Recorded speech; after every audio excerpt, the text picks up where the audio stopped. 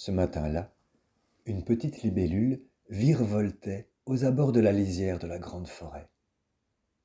Notre petite libellule se sentait très faible et fébrile, car le vent avait soufflé si fort ces derniers jours qu'elle avait eu beaucoup de mal à se nourrir, et la vitalité lui manquait pour arriver à suivre ses sœurs qui s'étaient envolées beaucoup plus loin et beaucoup plus haut dans le ciel.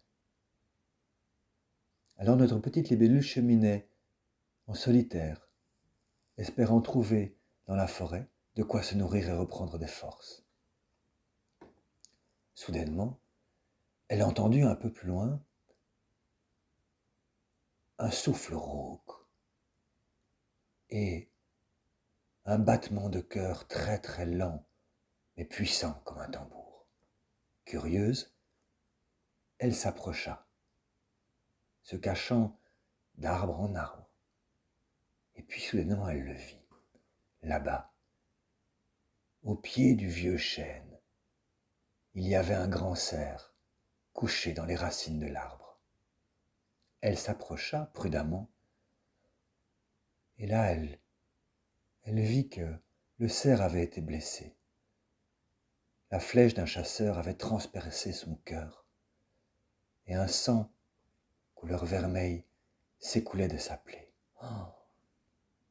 Notre petite libellule s'approcha. Elle ressentait la douleur du cerf, comme si la flèche transperçait son propre cœur. Elle s'approcha, espérant peut-être pouvoir lui venir en aide, mais que pouvait-elle faire ? Elle fut si impressionnée. Elle n'avait jamais vu un cœur aussi ouvert. Un cœur qui laissait couler son amour couleur de feu, comme une rivière qui abreuvait la terre. Soudainement, le cerf entr'ouvrit les yeux et avec une voix très très fatiguée, il la salua et lui dit : « Oh, petite libellule, je sens que la vie me quitte. J'étais grand, j'étais fort, j'étais le roi de cette forêt, mais un chasseur a pris ma vie. Et je sens qu'il est temps pour moi de m'en aller. Mais dis-moi, petite libellule, tu m'as l'air si fragile, tu m'as l'air si frêle. Pourtant, tu brilles comme une étincelle de lumière. Viens, viens, petite libellule. Moi, je vais partir, mais il me reste encore un petit peu de force, un petit peu de vie. Alors viens et abreuve-toi de mon sang.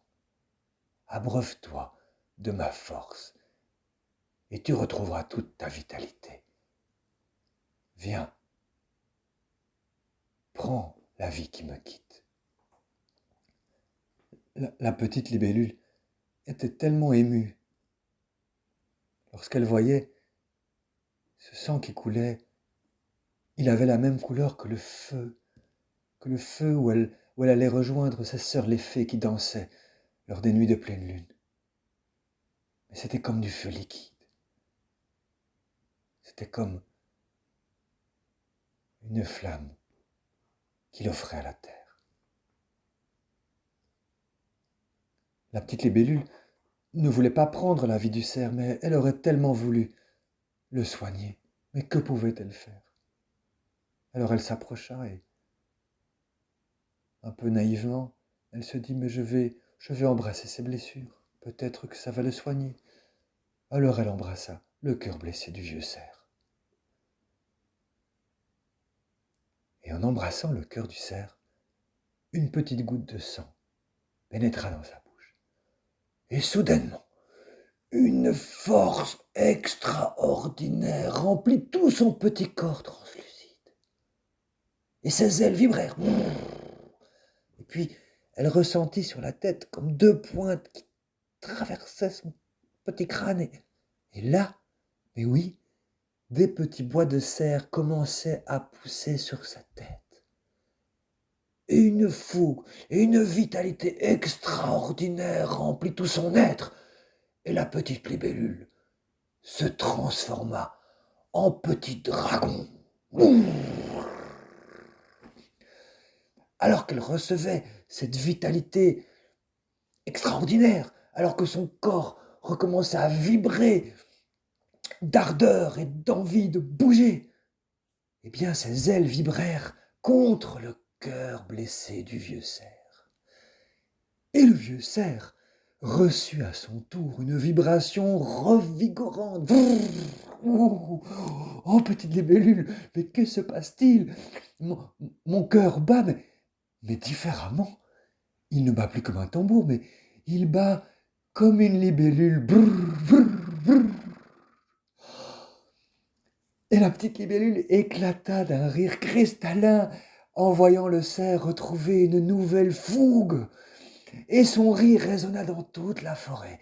Et de toute la forêt arrivèrent toutes ses sœurs, les libellules, des libellules de toutes les tailles et de toutes les couleurs. Et elles arrivèrent autour du cerf, et toutes les libellules furent émerveillées à la vue du roi de la forêt qui retrouvait la vie et la vitalité.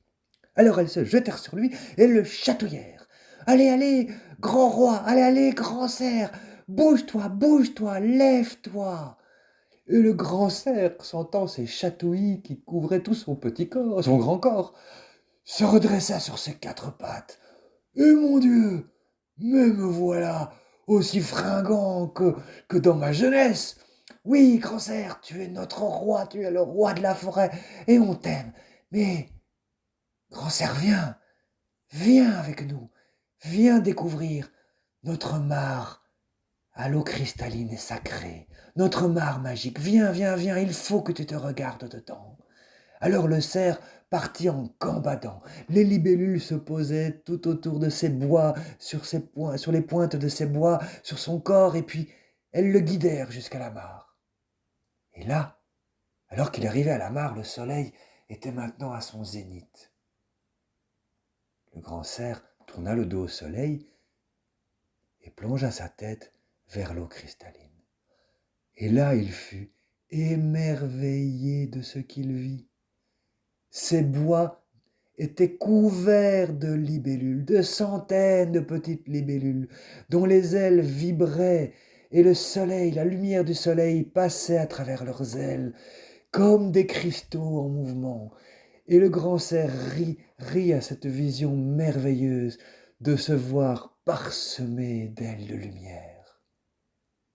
Et depuis ce jour, le grand cerf et les libellules sont inséparables.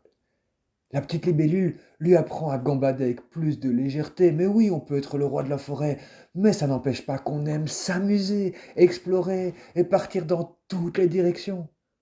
Et quand la petite libellule est un peu fatiguée, a besoin d'un peu de repos après ses grandes pérégrinations, eh bien, elle sait toujours venir se poser sur les bois du roi de la forêt, sur la ramure, maintenant enchantée du cerf fée.